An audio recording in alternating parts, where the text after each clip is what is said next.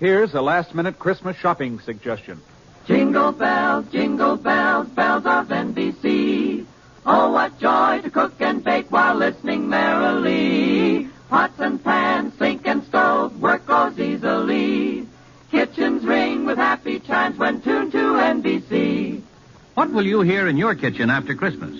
Bacon sizzling, coffee perking, dishes clinking, and, if you're lucky, a new sound. NBC radio listening on that new set. The perfect gift to lighten Mother's long hours in the kitchen. Kitchens ring with happy chimes when tuned to NBC. James Stewart as the six-shooter.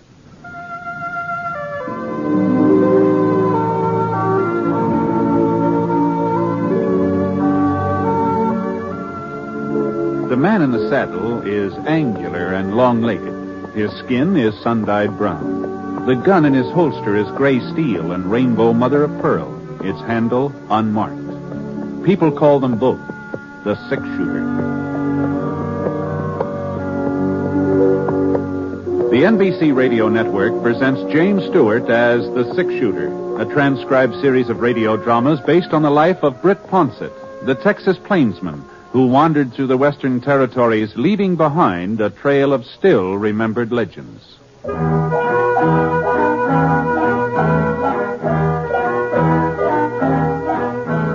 There was a nip in the air, not a freezing, biting, angry nip, but a sort of tingle that made the morning stars shimmer and swung them out of their orbits a little closer to the earth. Oh, it was a winter nip, all right, but not a hard winter. Not a winter when the cattle would come down from the high places, poking their noses into the ice-encrusted ground. It was a mild winter nip. Mild enough so that the breath of the boy on the Pinto turned only a faint gray as he rode toward the campfire where the man was sitting. Howdy. Hello, mister. I see your fire. I thought maybe you wouldn't mind if I gave my pony a chance to warm up. Sure. Make yourself home. Easy, Black, easy. You heading for Thompson's Corners, mister? That's right. I just came from there. Oh, why, you must have been riding all night. Oh, just about. You see, I'm running away from home. Oh, that's so. Seems kind of a funny thing you'd pick this time of year to run away. So close to Christmas, I mean.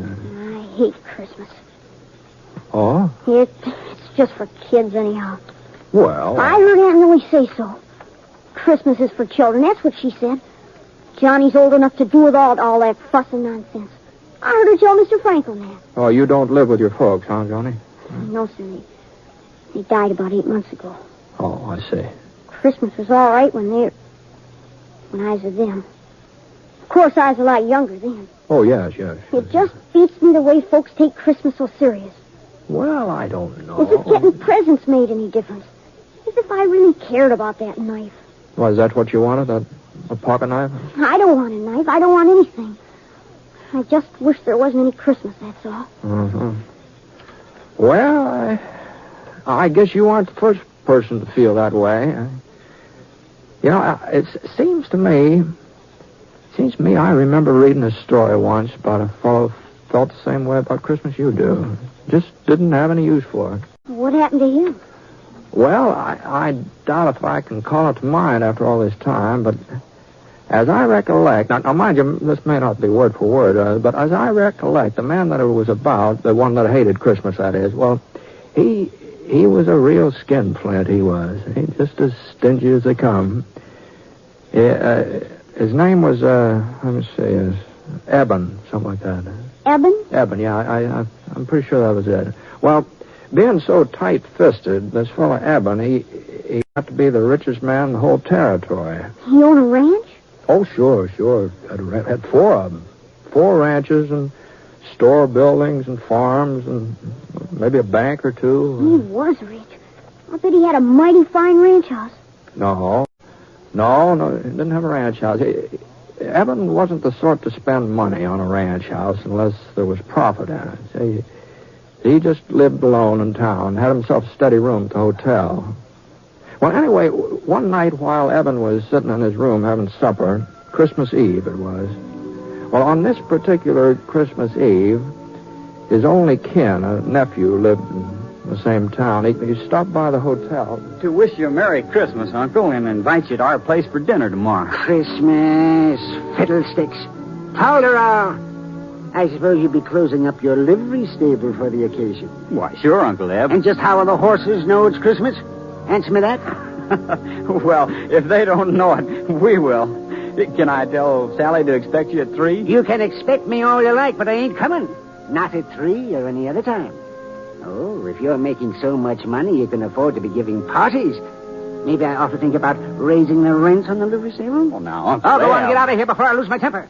All this nonsense about Christmas. Fiddlesticks. Hold it.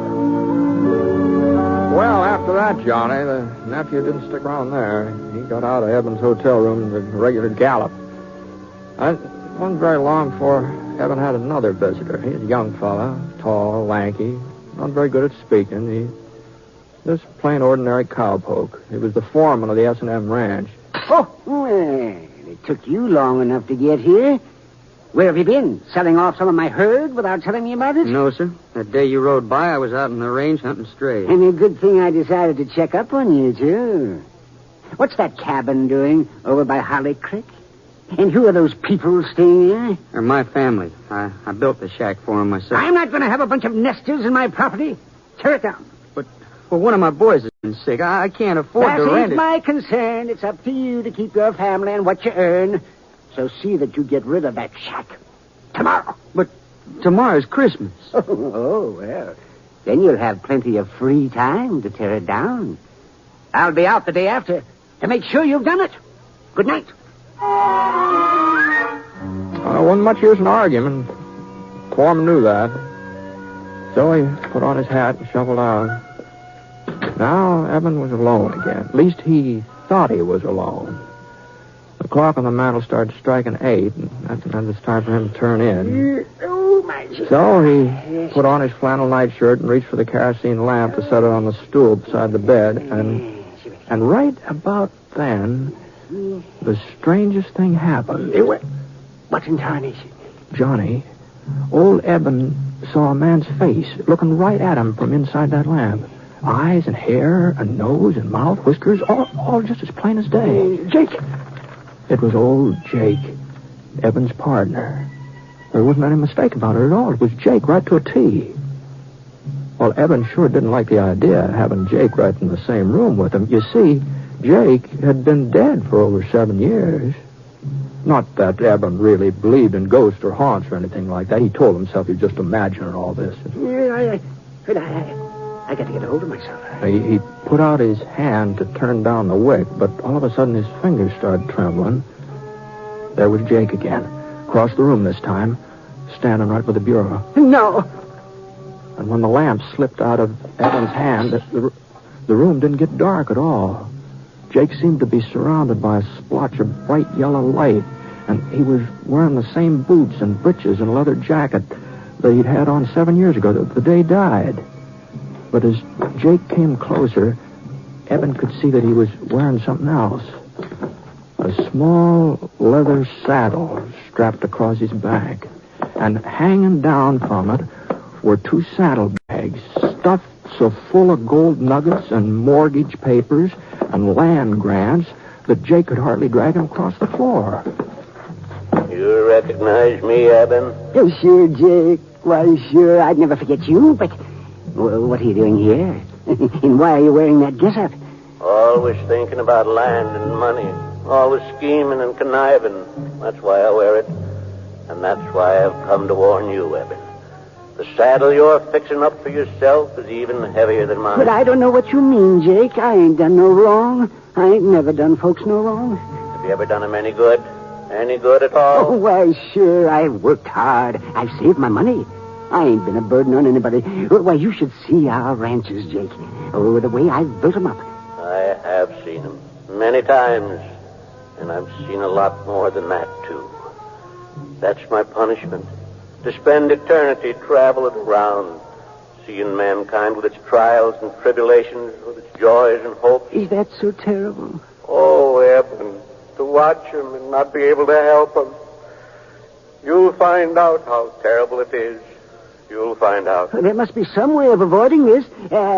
You always were my friend. Jake, tell me what to do. Eben, you've got to find out for yourself. But how? Tonight, at 1 o'clock, you'll be haunted by a ghost. Another ghost? Pay him heed, Eben. Pay him some heed. Wait, Jake. Don't leave me without it. Jake. The yellow light sort of faded away and the ghost was gone. It was just like he hadn't even been there. And then something caught the corner of Eben's eye. A little glimmer on the floor. And he bent over to pick it up. A gold nugget. Oh, now where on earth did he... Oh. And then he remembered. Those saddlebags of Jake's, they'd been filled clear to the brim with gold nuggets.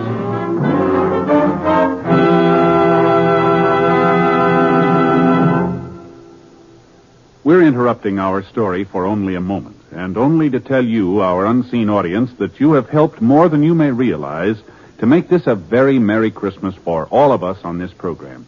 Your being with us each week, your many kind letters, have told us that all the work that goes into bringing you the six-shooter has not been in vain, and we're grateful. So, friends, from all of us, Jimmy Stewart and the cast, our writer, our director, engineers, and sound technicians, our best wishes for a happy holiday season. Oh, yes, and before I forget it, beginning December 31st, the six-shooter will be on the air on Thursdays instead of Sundays.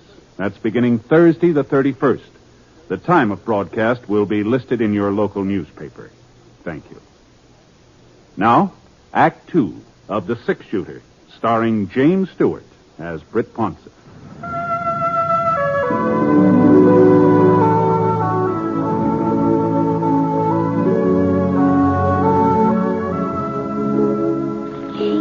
A gold nugget. Then Jake's ghost really had been there, huh, mister? Yeah, there just wasn't any doubt about it, Johnny. Oh, what happened then? Did the other spook turn up? The one Jake said was coming to see Evan? Oh, sure, Johnny, sure, yeah. He was right on time, too. Evan was lying in bed, wide awake, of course. He hadn't been able to do much sleeping. He was too scared. It was kind of peculiar. Evan was half scared the ghost would come and half scared he wouldn't, you see.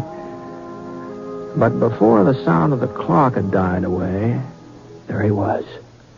He's sitting in Evan's rocking chair like he'd been there all night long. And this ghost was a young fella, maybe 18, 19, all duded up the way young bucks like to dress, fancy chaps and checkered shirt and a red bandana tied around his neck. Howdy, Eben. Reckon you've been expecting me. Yeah, well, I guess so. You ready to take a little trip? Where to? Back. Way back through the years. Oh, but how can I go with you? It's real easy. You see, I'm the ghost of Christmas past. You're past, Eben. Let's shove off. Well, the next thing Evan knew, he and that ghost were standing out on a snow-covered prairie. There was a circle of covered wagons in front of them, and the people from the wagons were gathered together and listening to a tall, white-bearded man. Behold, I bring you good He was reading the Bible. Great joy, which will be to all people. For unto you is born this day in the city of David a Savior, which is Christ the Lord. And this shall be a sign unto you. You shall find a baby. The ghost turned and pointed to a boy sitting away from the others on the tailboard of one of the wagons. Small boy, about 10 years old, with hollow cheeks and his eyes all red from crying. Oh no. It was Eben himself. On a Christmas day, a long, long time ago. Not a very happy Christmas either. It was only a week since the oxen had stampeded and his ma had been killed when she fell from the wagon. His pa had died with an Apache arrow in his chest. No, I don't want to look at him anymore. Can't you show me another Christmas? Well, it was no sooner said than done. Now Eben and the ghost were in a bunkhouse. And Eben saw himself again. Oh, he's 10 years older than the boy on the prairie, but he was lying on a blanket staring up at the ceiling. And then his pal Jake came running in, all out of breath. Come on, Eb. Get a clean shirt on. We got us an invite to a party. Huh? Yeah, the boss is throwing a big shindig. He says he'll fire us if we don't show up. Evan couldn't help remembering that party. All the roast beef and the baked ham and square dancing and the pretty girls in their calico. He couldn't help saying out loud to the ghost. Oh, dear. How I wish I... What was that, Eben? Nothing, Mr. Spirit. Nothing. I was just remembering how I treated my foreman today. That's all. After that, the ghost took Eben to 3 or 4 more of his old Christmases. And none of them were very happy. Especially that Christmas when the young schoolmarm, sitting on the horsehair sofa, had unwrapped a tiny box Eben gave her and then handed it back to him. It's a lovely ring, Eben. But I can't wear it. Well, you're not courting somebody else. No, Eben. But you are. You're courting something else. Bill. Land and money, cattle, profits. They mean more to you than I ever would. I'm sorry. Mr. Ghost, no more of the past. Please, I've seen enough. A man wants to forget. Sure, Eben. Whatever you say. And before Eben could blink his eyes, he was right back in the hotel room. But once he got there, he blinked real hard because all of a sudden the ghost was becoming a different person. He was getting fatter, and his stomach popped out 2 or 3 inches, and a few wrinkles creased his cheeks, and finally his chaps turned into a shiny blue serge suit with a heavy gold chain dangling across the vest. Hey, well, what's happened to you? Why are you so different now? You seem to be getting tired of the past, so I thought we might take a gander at the present, if you've got no objections. Well, the hotel room just melted away, and Eben was looking at that cabin his foreman had built on Holly Creek. Well, that cabin sure was crowded. Oh, there must have been 5 or 6 children, all helping their mother get the Christmas dinner, all laughing and talking, as busy as summer colds. But when their father came in, he had a long face and a tired mouth, and his wife looked up and wanted to know what was troubling him. Oh, I was thinking about old Eben. That's not a very pleasant thought for Christmas, Bob. By the way, what did you want with you yesterday? Was it about this cabin? Yeah. Oh, no, of course not. Well, let's get on with dinner. Sit down, everybody. Now, where's my Tim, huh? Well, I guess we're just going to have to eat. And Bob looked all around the room. He was pretending he didn't see the little fellow in the corner.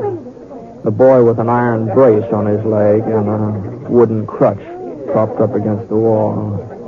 But little Tim, he wasn't going to be ignored. Here I am. So Bob picked him up and carried him over to the table.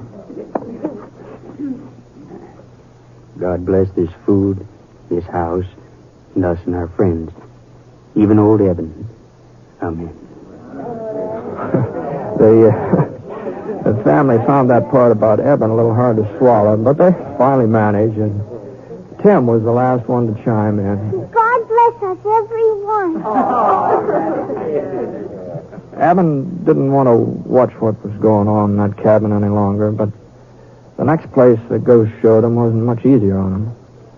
There was a big party going on at his nephew's house back in the livery stable. And one of the ladies was blindfolded, you see, and she was trying to pin the tail onto a donkey. But there was something peculiar about this donkey, about the way it was drawn. It looked more like a person than an animal.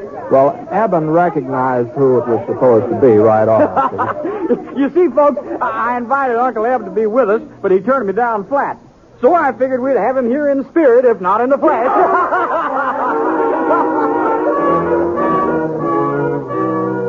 Right back in the hotel room again. That's where Eben found himself. Spirit, you showed me the past and the present. What's left to see? The future, Eben. The future.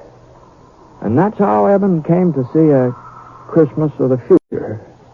A cold, brittle Christmas. And there were 2 men standing on a street corner, the coat collars turned up so to keep out the snow. Oh, he's dead, all right. This is the door here. Sure is a Christmas present I never expected. At least whoever handles his property won't be as hard to deal with as he was. Wonder if they'll bother giving him a funeral. And in a frame house over on the side street in the edge of town, a woman was speaking to her husband. Funny. To me, he's been dead for years. Well, I haven't even thought of him since I don't know when. And yet, once I was real fond of him. Funny, isn't it? Ghost. Who are they talking about? Those men on the street. That woman I used to know. Who is it that's dead? Tell me. And the ghost slowly turned and stretched out a long, thin, bony finger. And there, right at the end of that finger, was a tombstone, all covered with weeds. Eben could barely make out the name that was carved on it. Ebenezer Scrooge. No. What's this? Where am I? And you know what? He was right in his own bed, in his own nightshirt, and the sun was streaming through the frosted windows. But Eben didn't stay there very long, not for very long. He got into his boots and trousers as fast as he could, and he dashed down the stairs, out into the street. Well, you see, the stores being closed gave Eben quite a problem. Well, he just have to make Fuzzy Wagner open the butcher shop up, that's all. Of course, Fuzzy didn't have much choice, seeing as how the shop was located in one of Eben's buildings. And when Eben told him what he wanted, a turkey and a ham, well... No. Better make it 2 hams and send them out to the cabin on the S&M ranch. And they're not to know that I ordered them. You understand, Fuzzy? Here's the money and a little extra for your trouble. Well, before Fuzzy could get his jaw shut up again, Eben was on his way, and he headed right straight out to his nephew's house. And Eben was the life of the party, too. Well, the way he carried on, he's laughing and making jokes and telling stories on himself, and he insisted that they use that donkey with his face on it when they played games, Yes, because that's what I've been all these years. A real 4-footed, long-eared donkey. The next morning, though, that's what Eben enjoyed the most. He was up bright and early and hitched the team to the buckboard and drove out to the S&M, hurrying the horses all the way. Come on, Bess. Come on, Martha. Step a little lively. If he could just get out there before his foreman started tearing down that cabin. Whoa, Martha. Whoa. Yeah. Well, Robert? Yes, sir? I see you ain't carried out my orders. Well, it was Christmas. I just couldn't tell him I'll do it today. Oh! This is the last straw. I'm not putting up with your shenanigans any longer, young fella. Oh, but please... That cabin's coming down and no buts about it. And then we're building a new ranch house in its place. Big enough for you and your whole family. What? Oh, yes. I'm also doubling your wages as of last week. Merry Christmas, Bob. Even if I am a day late. No, not a day. More like half a lifetime. But Merry Christmas anyway. And as your son says, God blesses everyone.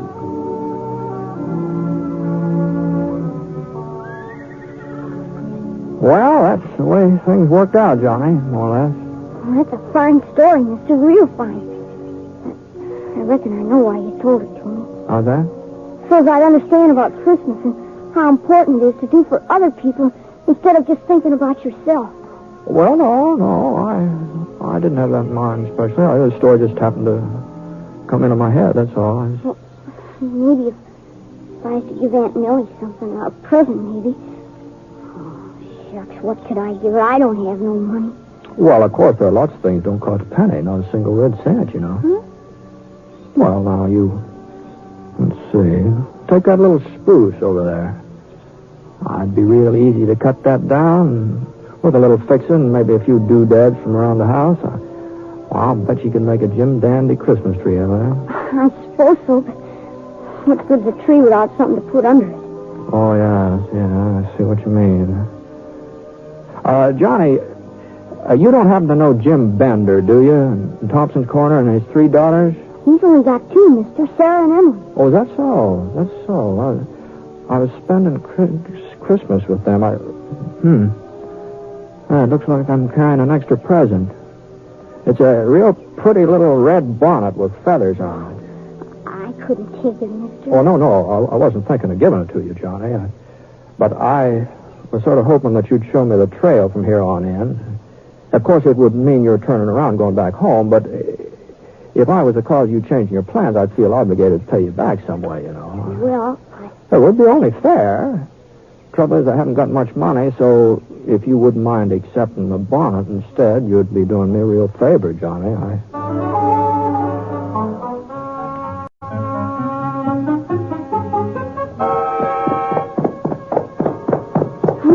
There's Aunt Millie out in the yard.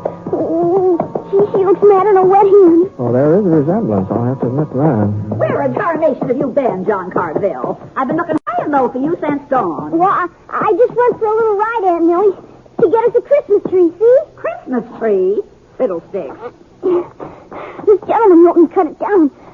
I'll just take it inside. Be right back, mister. If we had any use for a Christmas tree. I suppose he's figuring there'll be a whole lot of presents under it. No, I don't think so. But just between you and me, I got a hunch there'll be at least one person waiting for somebody. What are you talking about? Oh, no. It wouldn't be fair for me to speak out before Christmas. You know that. You don't mean he's got something for me? No. You mustn't get too curious so early. But I thought he didn't like me. I thought he just hated having to live here with an old maid. I guess I just don't know nothing about kids. Nothing at all. I don't deserve to get... Well, I think I'd better get moving along. Say goodbye to Johnny for him, will you? And I wonder if you'd give this to him. Here, tell him the little blade on it's kind of dull, but... A pocket knife? Yeah. Now, how did you know? Hold on a minute. Oh, God bless you, mister. And Merry Christmas. Merry Christmas.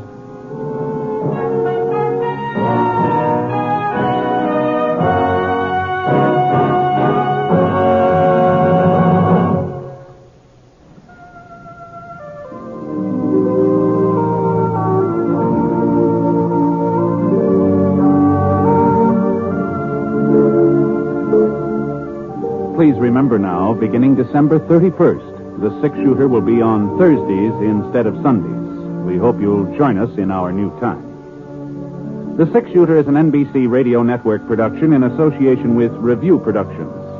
The transcribed story was written by Frank Britt in collaboration with Charles Dickens. Mr. Stewart may soon be seen in the Universal International picture The Glenn Miller Story. Howard McNear played Scrooge, and special music was by Basil Adlam. The entire production is under the direction of Jack Johnstone. All characters and incidents are fictitious, and any resemblance to actual characters or incidents is purely coincidental. And now, until Thursday the 31st, this is Hal Gibney speaking. Merry Christmas.